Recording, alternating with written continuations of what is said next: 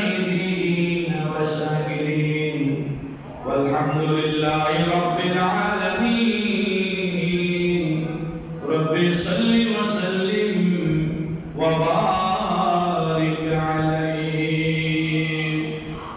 উপস্থিত সম্মানিত হযরত উলামায়ে কেরাম মুসল্লিনে কেরাম মুরব্বিয়ে নিজাম হাজরাতে মুসল্লিন পর্দারে পর্দানশীল মুসলমান মুসলমান মা ও বোনেরা আসসালামু আলাইকুম ওয়া রাহমাতুল্লাহি ওয়া বারাকাতুহু ওয়া আলাইকুম আসসালাম ওয়া রাহমাতুল্লাহ। মহান রব্বুল আলামিনের দরবারে লাখ শুকরিয়া আদায় করছি যে মহান রব্বুল আলামিন আমাদেরকে দয়া করে মায়া করে হায়াত দিয়ে আজকের জুমার মধ্যে জুমা নামাজ আদায় করার জন্য মসজিদে আসার বসার তৌফিক দান করেছেন। সেই মহান মহিলার দরবারে শুকরিয়া আদায় করছি উচ্চস্বরে বলে আলহামদুলিল্লাহ আলহামদুলিল্লাহ। অসংখ্য গণিত লক্ষ কোটি দরুদ সালাম আলাইহি করিম রহিম সাল্লাল্লাহু আলাইহি ওয়াসাল্লাম নূরানি দরবারে যে প্যারা হাবিব সাল্লাল্লাহু আলাইহি ওয়াসাল্লাম ওসিলায় আল্লাহ রাব্বুল আলামিন আমাদেরকে আখির জামানার শ্রেষ্ঠ দামি উম্মত বানিয়েছেন। আবার বলে আলহামদুলিল্লাহ আলহামদুলিল্লাহ। সম্মানিত হাজিরিন, দিন বদল হচ্ছে, মাস বদল হচ্ছে, সময়টা পরিবর্তন হচ্ছে, সাথে সাথে মানুষেরও পরিবর্তন হচ্ছে। এক সময় যখন জুমার দিন আসতো মানুষ সমস্ত কাজকর্ম ত্যাগ করে জুমার প্রস্তুতি গ্রহণ করত, জুমার সময়টাকে গুরুত্ব প্রদান করত। মানুষের ভিতরে এর কারণে নামাজের প্রেম ভালোবাসার কারণে মহব্বতের কারণে কাজের মধ্যে বরকত ছিল, রুজির মধ্যে বরকত ছিল, রিজিকের মধ্যে কি ছিল? বরকত ছিল। সুবহানাল্লাহ। আজকে আমাদের ভিতরে একটা কল্পনা কল্পনা শুরু হয়ে যায়, আমি আমার কাজটা শেষ করে মসজিদে যাব।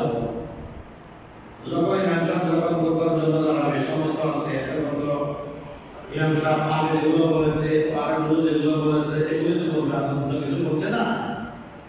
আমি আমার কাজটা শেষ করে টাইম মতো জমা গিয়ে নামাজ আদায় করবো, এই চিন্তা ভাবনা মানুষের ভিতরে কাজ করতেছে। কিন্তু হাদিস শরীফে রয়েছে যখন জুমার দিন আরম্ভ হয়, জুমার দিন আপনাকে সকাল থেকে জুমার জন্য প্রস্তুতি গ্রহণ করতে হবে। জুমার নামাজের আযান কয়টা? দুইটা। জুমার দিন আযান দুইটা। একটা হচ্ছে জুমার প্রস্তুতি আযান, জুমার প্রস্তুতি আযান, আরেকটা হচ্ছে জুমার আযান। মূল আযানটা হচ্ছে খুতবার আগে যে আযানটা দেওয়া হয় সেটা হচ্ছে জুমার আযান, আর যেটা আগে দেওয়া হয় সেটা হচ্ছে প্রস্তুতিমূলক আযান। যে জুমার আরম্ভ হচ্ছে, আজকে জুমার দিন সারা ঘন্টায় আযান হচ্ছে, আমাকে এই কথা শুনিয়ে নামাজের আগে মসজিদে হাজির হতে হবে, এই চিন্তা করো না। আল্লাহর প্রিয় রাসূল সরকারে দো আলম সাল্লাল্লাহু তাআলা আলাইহি ওয়াসাল্লাম ইরশাদ করেন, যখন জুমার দিন আরম্ভ হয়, আল্লাহ দুজন রহমতের ফেরেশতা মসজিদের দুই পাশে দুইজন ফেরেশতা দাঁড়িয়ে থাকে। জুমার প্রথম আযান শেষ হওয়ার পর থেকে শুরু করে যে সমস্ত মানুষ জুমার প্রথম আযান নয়, জুমার দিন সকাল থেকে শুরু করে যে সমস্ত মানুষ ঘর থেকে তৈরি হয়ে জুমার নামাজের জন্য প্রস্তুতি গ্রহণ করে, সর্বপ্রথম যে ব্যক্তি মসজিদে প্রবেশ করবে ওই ব্যক্তির নাম সব থেকে আগের লিস্টির মধ্যে আল্লাহর রহমতের ফেরেশতারা লিপিবদ্ধ করেন। সুবহানাল্লাহ। যেই ব্যক্তি সর্বপ্রথম কলম নিয়ে মসজিদের মধ্যে প্রবেশ করেছে, জুমার নামাজে এসেছে, ওই ব্যক্তির জন্য একটি উট কুরবানির সওয়াব তার আমলনামার মধ্যে আল্লাহর রহমতের ফেরেশতারা লিপিবদ্ধ করেন। সুবহানাল্লাহ।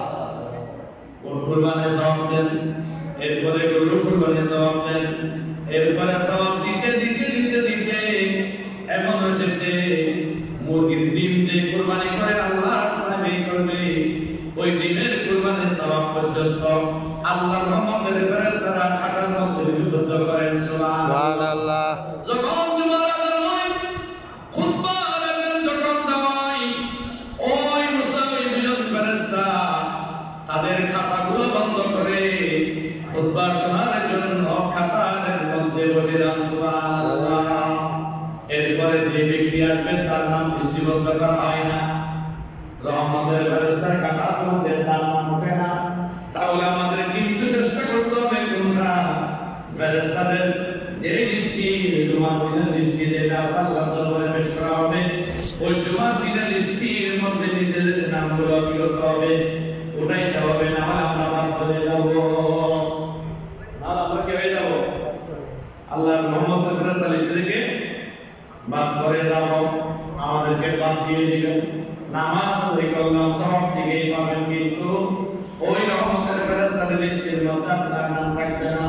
রোজ কিয়ামতের ময়দান যখন কায়েম হবে, মানুষ যখন কিতাবের মধ্যে কোরআন শরীফে বলা হয়েছে ইয়াউমা ইউনফাখু ফিস-সূরি ফাতাতুনা আফওয়াজা, আল্লাহ যখন কিয়ামতের ময়দান কায়েম করবেন, যখন সারা পৃথিবীর জমিনকে ফানা করে কিয়ামতের ময়দান কায়েম হবে, ওই কিয়ামতের ময়দানে মানুষ আপন কবর থেকে উঠে আল্লাহর কুদরতের সামনের দিকে যাবে।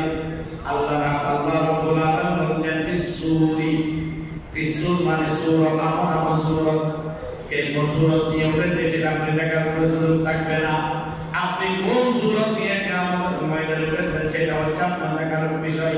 উচ্চ আওয়াজে বলুন সুবহানাল্লাহ। তাহলে একজনের দিকে তাকানোর কোনো সুযোগ থাকবে না। ইয়া নাফসি ইয়া নাফসি ইয়া নাফসি ইয়া নাফসি করে আল্লাহর রহমতের ফেরেশতারা আল্লাহর রহমতের কুদরতের যে শামিয়ানা রয়েছে, ওই শামিয়ানা বেষ্টনী করে রাখবেন।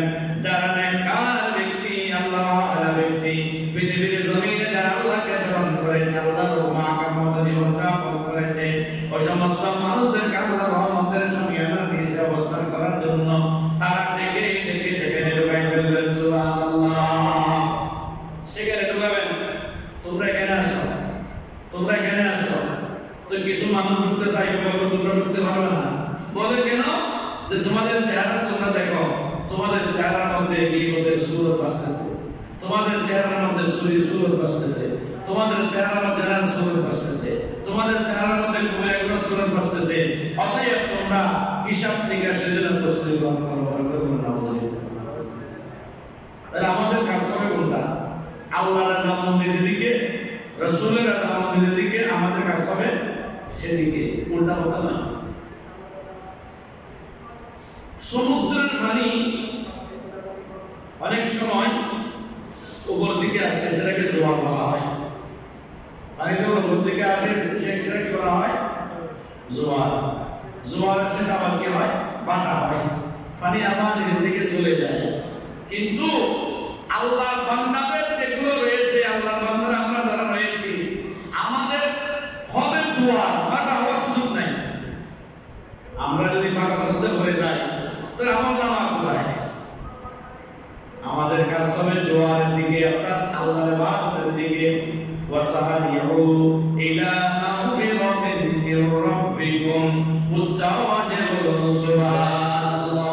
আল্লাহ বলছেন আমার বান্দারা, তোমরা আমি আল্লাহর মাগফিরাত পাওয়ার জন্য প্রতিযোগিতা করো। সুবহানাল্লাহ। আল্লাহর মাগফিরাত পাওয়ার জন্য কি করো? প্রতিযোগিতা করো, শাস্তি পাওয়ার প্রতিযোগিতা করো না। এজন্য আল্লাহর